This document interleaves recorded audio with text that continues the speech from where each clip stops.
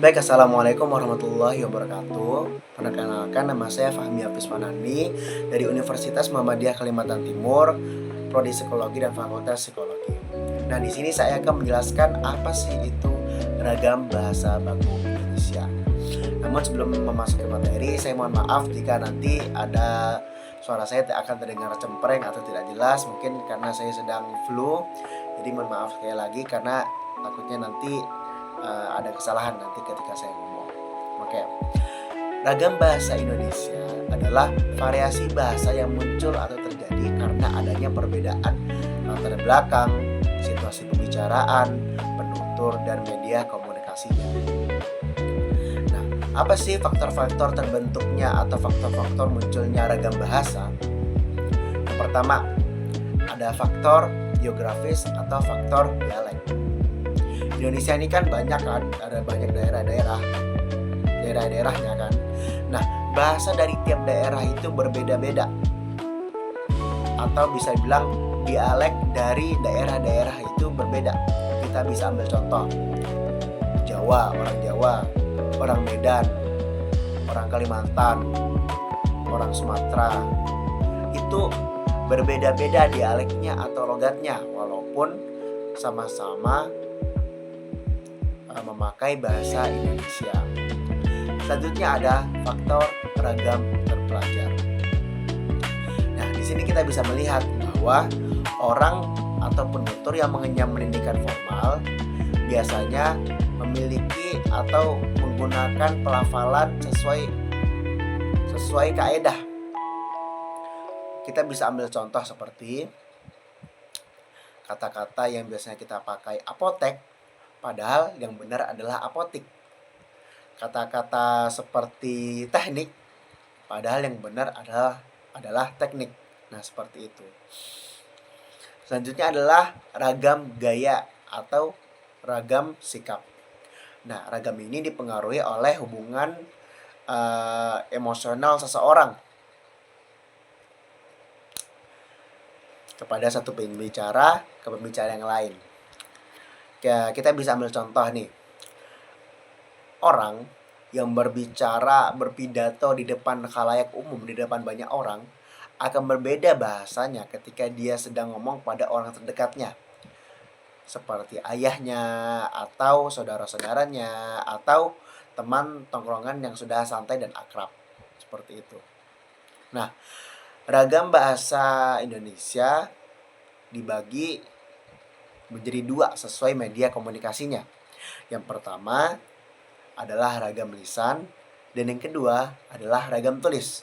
Perbedaan di antara ragam ini adalah ragam lisan itu dipengaruhi oleh intonasi, situasi, dan gerak tubuh yang membantu untuk menyampaikan maksud kita. Kita bisa ambil contoh nih. Saya, Fahmi, menunjuk sebuah kotak nasi ayam geprek misalnya kan, dan saya mengatakan saya mau makan itu. Nah, di situ orang-orang itu mengerti bahwa artinya saya sedang lapar dan saya mau makan nasi kotak itu. Nah, berbeda halnya seperti ragam tulisan, di mana seseorang itu harus hati-hati karena dia harus mengganti intonasi, situasi, gerak tubuh dengan ejaan-ejaan yang benar sesuai SPOK dan tanda baca yang tepat, agar pesan yang disampaikannya itu tepat sasaran dan sesuai apa yang si penulis ingin sampaikan, dan tidak terjadi ambiguitas atau salah arti. Nah, selanjutnya, dari banyaknya ragam bahasa yang saya sebutkan, ragam bahasa baku menjadi standarisasi penggunaan bahasa yang benar. Apa sih ciri-cirinya? Nah, bahasa baku itu dicirikan, yang pertama, bahasa baku itu dinamis. Jadi bahasa baku itu tidak kaku, tidak itu aja. Namun ragam bahasa baku itu dinamis. Dia bisa diperbarui oleh mengikuti alur zaman. Adanya istilah-istilah baru bisa, namun masuk sesuai kaidahnya. Yang kedua, cirinya adalah cendekia. Ragam bahasa baku itu harus objektif. ilmiah sesuai penalaran agar dapat dipahami oleh orang, mudah dipahami oleh orang dan tidak mengandung ambiguitas dan lain sebagainya.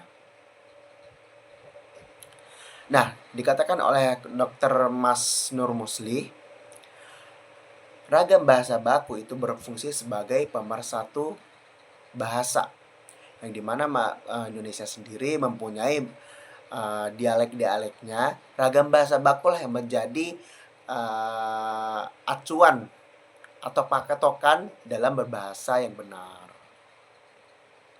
Nah, di sini kita bisa disimpulkan bahwa belajar bahasa Indonesia itu, berbahasa Indonesia itu bukan hanya benar, tetapi juga tepat pada tempatnya. Nah, jadi di mana kita tahu ini, di mana harus kita menggunakan bahasa baku ketika ngomong presentasi di banyak orang. Dan di mana kita harus memakai ragam bahasa gaya sikap, atau ketika menulis karya ilmiah atau makalah, kita sudah tahu bahasa apa yang kita akan pakai dan tepat pada tempatnya. Terima kasih atas perhatiannya. Mohon maaf jika misalnya ada salah informasi atau kurang berkenan. Saya mohon maaf. Wassalamualaikum warahmatullahi wabarakatuh.